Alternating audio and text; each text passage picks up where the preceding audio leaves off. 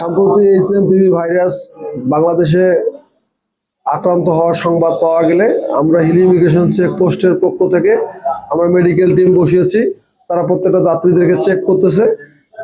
যদি তারা ক্লিয়ারেন্স দেওয়ার পরে আমরা তাদের ইমিগ্রেশন সম্পন্ন করতেছি। এছাড়াও স্বাস্থ্য অধিদপ্তরের দেয়া বিভিন্ন নির্দেশনা, স্বাস্থ্য সচেতনতামূলক যে নির্দেশনাগুলো এটা আমরা ফেস্টুন প্লে কার্ডের মাধ্যমে টাঙায় দিয়েছি।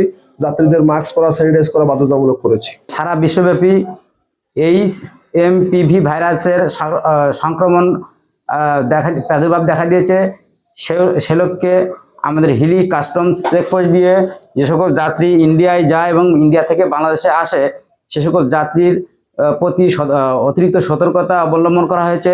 প্রত্যেককে মাস্ক ব্যবহার করে আসার জন্য বলা হয়েছে এবং কারোর কোনো যাত্রী শরীরে এইচএমপিভি ভাইরাস আছে কিনা তা যাচাই করার জন্য আমাদের এখানে মেডিকেল টিম স্থাপন করা হয়েছে। তারা চেক করে যাত্রীর কাস্টমস এবং ইমিগ্রেশন কমপ্লিট করছেন।